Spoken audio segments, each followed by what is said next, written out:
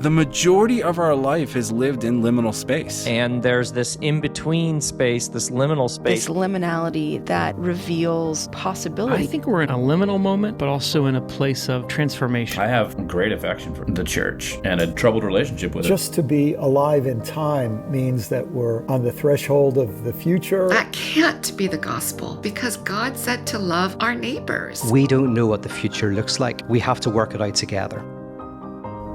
And action.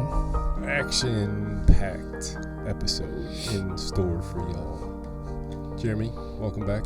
Tom, it's good to be back. This is our second session of recording some cool stuff. I've actually made this summer songs of resistance series because I like to play music. I like the music we play, and so we're having fun. Sweet. Yeah. What's been happening in your life in the last couple weeks? Because it's been a couple weeks since we sat down and did this. Work, playing some music, projects, and my two kids are home for the summer from school, and got my son ready to head on up to Isle Royale. He's going to be on Isle Royale for a month. Dang. Lucky They don't have like electricity on Isle Royale or anything, right? I think they do at their base camp, but they have to hike in, and he's pretty excited because he had to get some gear to be able to have a kind of a mobile camp with a tent and his backpacking gear. And he was trying to, in classic fashion, just like his dad, he gets on the boat tomorrow. He had to have his groceries ordered by today, I believe, last I heard. He drove up back to school yesterday and hadn't done any of that stuff. Yeah. So isn't that great? Yeah, thank God for my wife. I would just be in the wilderness eating, insects and. Ew. So he's taking college classes in forestry, right? Yeah, he's a forestry major at Michigan Tech. And part of that class is to go camp out on Isle Royale for a month. Well, he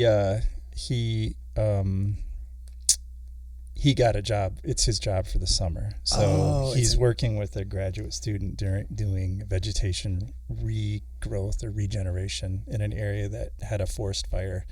So it's her PhD project. So okay. It's him and the graduate student, and then two other undergrads living for a month in the wilderness, disconnected from all the chaos that is our daily lives right now. And he will not have cell service, but at their base camp, apparently they have Wi-Fi. So they might be able to send you a message every now and then. Yeah, I mean, it's not quite like 100 years ago where you'd get a letter once every 6 months, and when they can get the horse out. Right. Yeah. Man, so I didn't know the Isle Royale of northern Michigan in Lake Superior. I didn't know they actually had an economy that employed people. Look at that. He's probably the only person employed on the Isle Royale, I'm guessing. Well, it's a national park, and I learned something the other day, and it should surprise no one that it's the least visited national park in the country. It's because you've got to take a boat there. You have to take a boat there. You can take a seaplane, but so there are, I don't know if any of the National Park Service employees were impacted that work there, but they're technically kind of quasi part of the park staff while they're there for a month. So okay. I don't know if I'd trust a seaplane to land on Lake Superior. I've seen those waves. I've heard the tale of the Edmund Fitzgerald, and I would not want to land a plane on those waters. Yeah, I could see that. So I see why it's the least attended or visited national park. Well, think about the other national parks that, to go there. There's no. I don't know if there's lodging that you can rent. And full disclaimer, I've never been there. I hope to go there someday, but Yeah, it's pretty rugged. So, I mean, if you think of like going out west to Yellowstone, where you just hop in your car and get stuck in a traffic jam for 3 hours to drive the routes, which it's beautiful, but that doesn't really interest me. Good to me. This is like you're going there to escape and live in the wilderness. So, which that awesome. itself actually sounds attractive right now. Escaping. Yeah. Yes. Because I woke up Saturday in a panic at 4 a.m. And like every time I closed my eyes, I just had like political commentary going through my head, keeping me awake. And I could not fall back asleep. I was just, the anxiety was like through the roof. And I was like, oh my, what is happening right now? Like, this does not normally happen. Normally I fall asleep and I am done until the morning. But good Lord, Saturday was a different story. Couldn't fall asleep. I was a little anxious. So, yeah, there's a lot of stuff happening right now. Fun story, whenever I say anything political, there's always somebody comes out of the woodwork and does the traditional stay in your lane, pastor kind of a thing. Oh, interesting. Yes. So I had one of those in a direct message from kind of a friend a long time ago. And just basically saying, you're a pastor, you shouldn't be involved in politics. And what I noticed, and I'm not trying to criticize the individual. Everything, like, he's been shaped in his mind to hold certain values and to believe certain things. So I'm really talking about that shaping itself, the force that does the shaping, and not the individual. But what I've noticed is when a moderate speaks up and says politically this is not okay, this is crazy, the people stand up and say, stay in your lane, pastor. But when Billy Graham visits President Nixon, when Jerry Falwell organizes the moral majority, when Pat Robertson runs for president, when Buchanan he threw his name in for presidency, when James Dobson when all of those people are hyper politically activated and motivated, even in their pastoral realms, there doesn't seem to be a lot of people that say, hey, stay in your lane. They're like, no, they're on our side. And I'm wondering, what is it about the moderate? Yeah, maybe it's just as simple as that. But I don't think that is in this person's head, saying, oh, people who talk, pastors shouldn't talk about politics, but it's okay when they're on my side. I don't think that's in their brain. So what is it about we'll accept the political talk from all of these people on the hyper-conservative right that are mobilizing, but then a pastor who is a moderate then says something slightly political, and then all of a sudden it's like, hey, stay in your lane. What do you think about that? Well, I think that, gosh, how do I say this diplomatically? Diplomatically. You could say it undiplomatically, and then we'll just smooth it out as we go. I think a good portion of the faith that you're involved in as your job and what I was raised in has kind of been co-opted by a certain group. And I would say, stay in your lane. I think it really comes down to you're saying something that's uncomfortable. And look, we all have our own beliefs and biases. And I would argue that the counter, and I'll get to that in a minute, but to the stay in your lane, I don't like that when I hear that.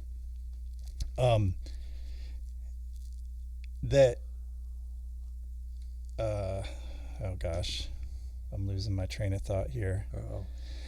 I think it comes down to you're saying something that's challenging somebody, and we as humans would rather not hear. I don't want to know what I don't know. I don't want to be challenged in my belief system. Mm-hmm. It could be politics. It could be your faith. I don't like to use the term religion. And anything that challenges that, I just don't want to listen to it. But the reality is, to gain wisdom, you have to challenge everything you believe in every day and question if what you're thinking is correct. I mean, that by definition, that's it, the way I see it, that's gaining wisdom. Being comfortable to say that, you know what, I was wrong about that. There are implications to my belief that harm other people. If your concern is making a more just, equitable world for everybody, which I'm guessing is the point of this faith. I think it's supposed to be. It's supposed to be. I think it's supposed That's to the way be. I read it. So I would say the opposite. I would say in my lifetime, I've noticed that a lot of, in private conversation with faith leaders, they're afraid to speak up because they know that, especially now, they know that if they say anything that is outside the lines of what is acceptable, people, and part of it too is, I hate to say this, but and I'll speak to the church that I used to belong to. Like, there's a certain ideology that everybody subscribes to, or the majority does, certainly the leadership does, and if you stray outside that, if you start to ask questions, or if you speak that, what's the outcome? The outcome is there might be less people showing up on Sunday morning. Mm-hmm. And if there's less people showing up on Sunday morning, less money. There's less money. Don't have my job. You could be out of a job. And yes. I mean, I hate to say that, but it's a reality of humanity. It's a total reality. It's a reality of part of being human. And a part of being a pastor is you can make everything into an ideal, and not actually admit the human psychology that's involved in organized worship and the human emotion and the money aspect and all that stuff. It's a part of being human. I don't think we have to ignore that at all. And you mentioned the word wisdom, and what I see especially in the Old Testament, is there is the monarch tradition. There's kings that are put in place, and sometimes the narrative is that God put them there or whatever, but they never do a good job. Like, they all are a bunch of bums. And the other side of the coin of the Old Testament tradition is the prophetic tradition that speaks truth to power and reminds them this isn't about you amassing all the resources for yourself at the expense of the other. And that's, if you keep doing that, we're going off into exile. That's one of the narratives of the Old Testament that I believe Jesus steps into the prophetic tradition. And if you look at his crucifixion, who's mad at him, why they're mad at him, who killed him and what for, like, it is a teaming up of religious forces with the political forces of the day, and he was crucified for blasphemy and treason. Like, those are the two things that got him put on the cross, which those are political. Like, yes. So I don't know. Can we go so far as to say he was a revolutionary? We could go there. He was a revolutionary. I know. A different kind of revolutionary, because there's lots of revolutionaries of his day that it's like, let's rally the people and militarily rebel against Rome, and then they're put in their place. He's a different kind of revolutionary, like an MLK version. Yeah. Like nonviolence and there was something really unique about his revolution and obviously there's a lot of theology behind that now. But at the time, it was just a guy saying radical things, making people mad in places of power. I think of, and you can correct me if I'm, for some reason I guess I read a headline the other day about how it seems that there's this movement, I don't know if it's unique to the United States, but this hyper masculine Christianity movement. There was a headline. That's a resurgence of that right now. Where, like, the rise of Christian, like, alpha male type folks, and you can find a lot of. I don't spend my time giving it any time of day, but I think we could all probably think of a few YouTube famous people who are like that, or or the stereotype. Yeah. And I just think of that juxtaposed to, if you're a Christian, my assumption is you're trying to emulate your Savior. And I just have a hard time understanding how people reconcile that. And then especially in terms of like equity and economics. And I think of, the one, I don't know, I didn't go back and read about it, but the time Jesus, overturns the tables. Mm-hmm. And like, do people understand that story? Do they understand? I mean, if you've attended my church, I've preached on that one a few times because it comes up in the lectionary calendar every year. And it's like that I don't think he wasn't just ticked off and started, alpha mailing all over the place. Right. He was very targeted. This is oppressing the poor, and I need it. And one of the expectations of the Messiah of the time, there's 3 expectations according to N.T. Wright. He would claim the throne, cleanse the temple, and then launch a military rebellion against Rome. And so when he came in the triumphal entry on a donkey, he was claiming the first expectation. When he cleared the temple, he was doing the second one. And then when it came to the third one, he says, I'm not doing that. And everyone turned on him and said, oh, you're not the Messiah. Yeah. So there's that. But the alpha male section, like that's a resurgence, not just in Christianity, but just in like American life in general. There's a lot of, get back to the gym kind of a beefy, masculine. And I think a lot of that is in our culture, like males are losing their narrative. They don't understand what's my place in society with patriarchal things kind of fizzling out and dying out. There's always like a death gasp of a movement. Sure. And if a patriarchy fizzles, then what's the role of a man? And I think that the alpha male response is just trying to reestablish what was instead of asking the real questions about what is my role in the society that is becoming. And I think that has yet to be answered. I don't think either side has given a good answer on that one right now, but that's yet to be seen. Well, maybe use that masculinity to fight for the oppressed. That would be nice. That would be nice. Do a little spin, maybe. I don't know. I'm for that. We just need to put a proper nonviolent spin on it and aim it towards justice, and I think we'll be all right. Yeah. But so we're gonna play a few more songs today. We picked out 3, and I thought we would do an original that you wrote, and then 2 of the covers that we're used to. And so last time we did Fault and Responsibility, and that one got a lot of play. Like that one hit. People were messaging me and asking where they could buy the MP3. Like, I was like, that's the only time we've ever recorded it. I don't know how this works. Yeah. Sorry. Yeah. So I put the song only cool. on so people can listen to just the song without the commentary. I did that for all 3 weeks, although Spotify didn't like that, but the other platforms were fine. And so you can listen to the song only, but that's the only place. But that one got a lot of play. That's really cool. That means a lot to me. You write a song and like, I dare say, I mean, there's probably a lot of songs that no one will ever hear.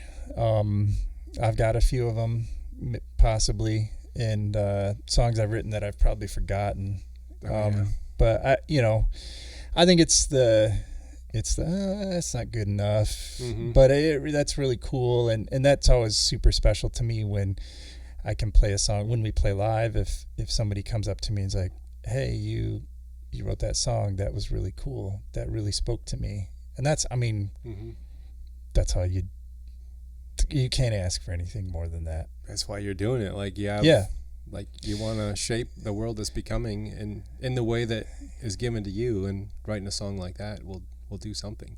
And it might, it means something to me, but it might mean something somewhat different to somebody else. I mean, that's what's cool about it. That's what's cool about anything that we create artistically, right? Yeah. So, yeah, that's awesome. It's a little bit of interpretation on there, and Yeah. But so the next cover that we're doing is a song that you wrote called 176. You want to tell us what the song is about and why you titled it 176? Oh boy.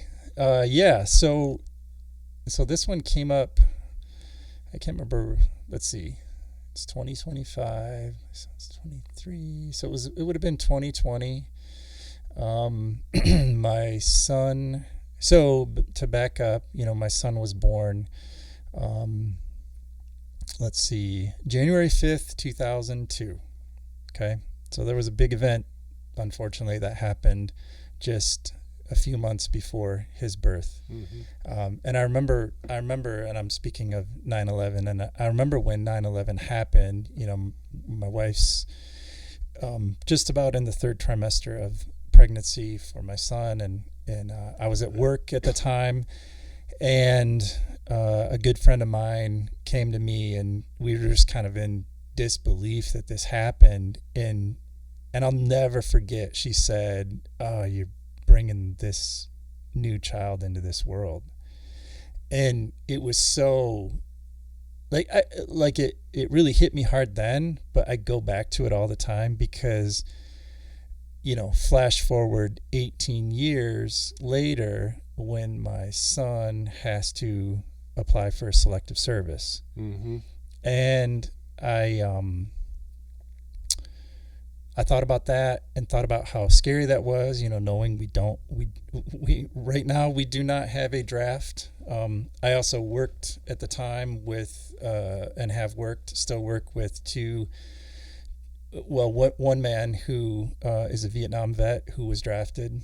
You want to get his take on military involvement overseas. It's pretty open and honest when somebody is forced to go against their will. So like those conversations, 9/11, and come into the understanding that essentially for both my kids, my daughter was born 2 years later, we have been in some form of direct or by proxy military conflict for my kid's entire life. And that's quite a bit different than my childhood. And the world is forever changed. I mean, we know that, forever changed after 9/11. So the song kind of came about when, if you remember back when there was a strike. I forget all the details of it, but there was the United States military, I believe, targeted an Iranian general, and then there was a retaliatory strike by Iran, and there was can you say that word again? Retaliatory strike. It's probably wrong the way I'm saying it. No, I think that's right. The Iranian military mistakenly shot down an Iranian passenger plane, and it killed all 176 people on board, all civilians, just casualties of this, game of risk, essentially, between Iran and the United States and of course Israel. And that was just kind of like, you just kind of sit down and think, what are we doing? And then especially in the context of, being present and very focused on all of the information that was coming in leading up to the invasion of Iraq, and kind of questioning it at the time, and getting in arguments with family members about, like, I don't think there are really weapons of mass destruction. That's not what the UN special investigators were saying, but here we are. This is a justification for not even declaring war. If you remember, it was essentially the executive branch making that decision, and we've been, given lip service to Congress can only declare war, and we don't do anything about it.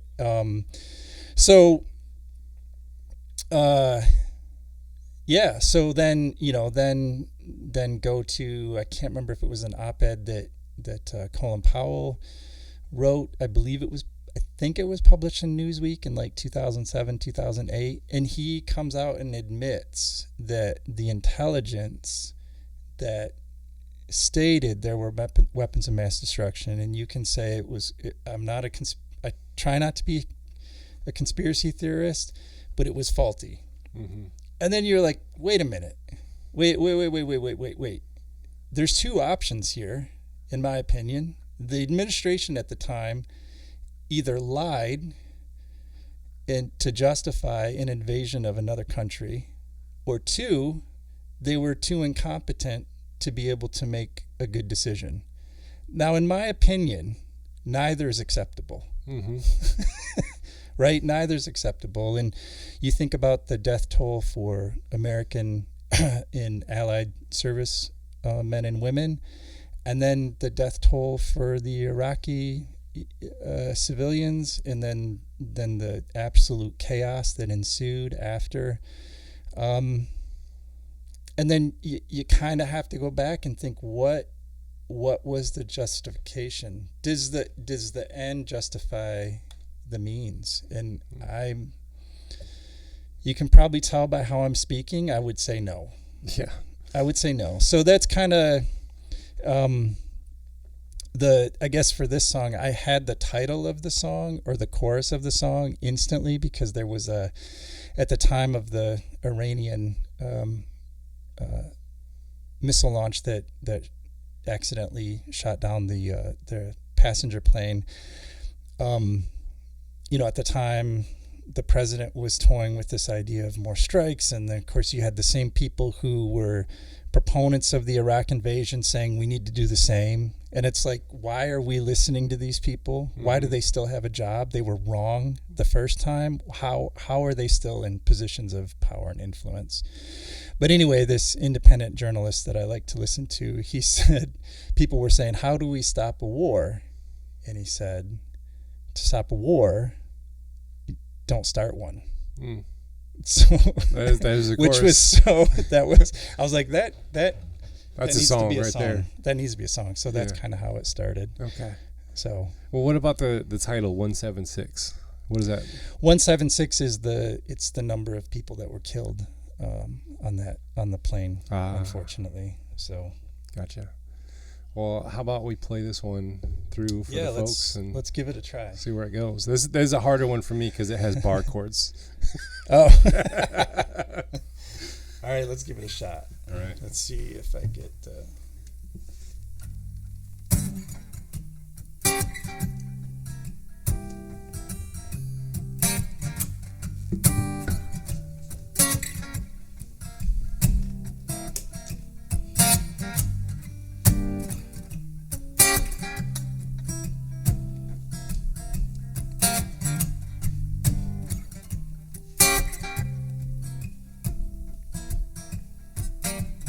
18 years, it's all still a lie.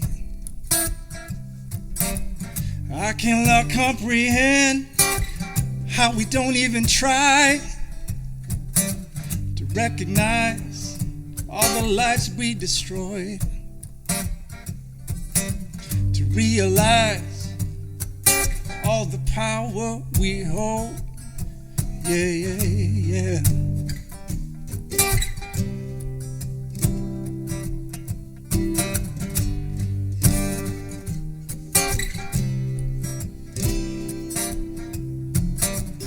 If your child had to fight, would it be the same?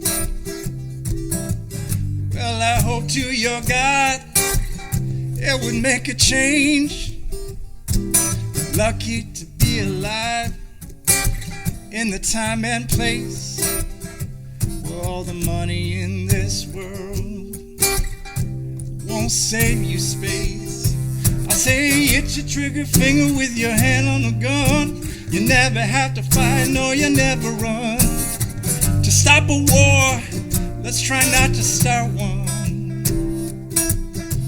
Oh, we're foolish old men playing games in the sand, minimizing lives just because we can. Stop a war, try not to start one. Try not to start one.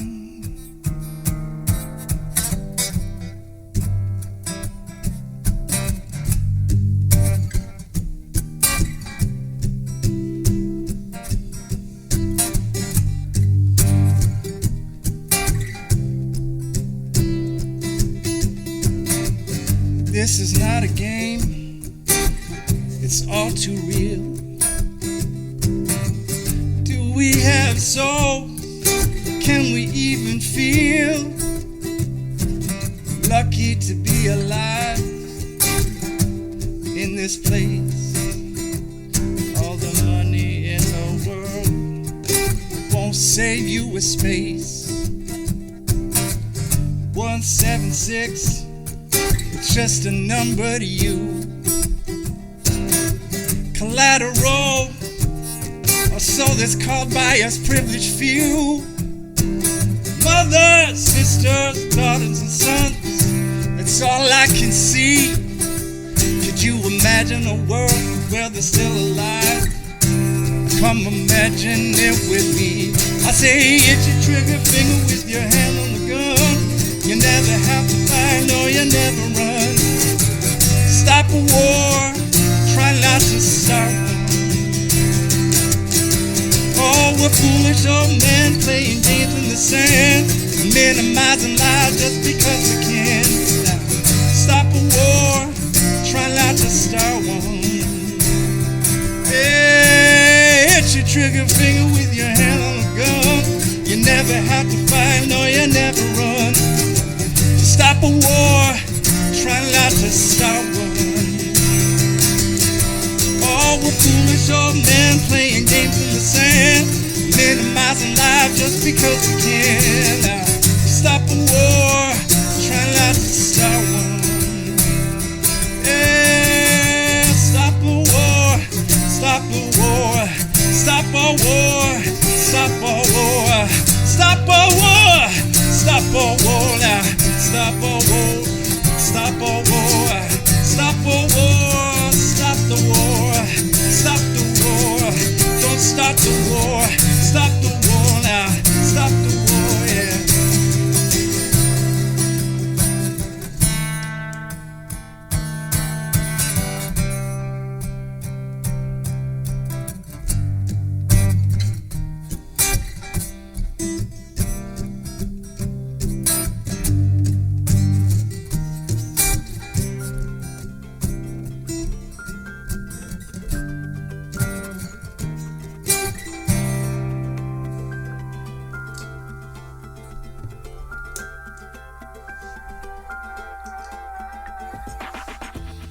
I like that pedal.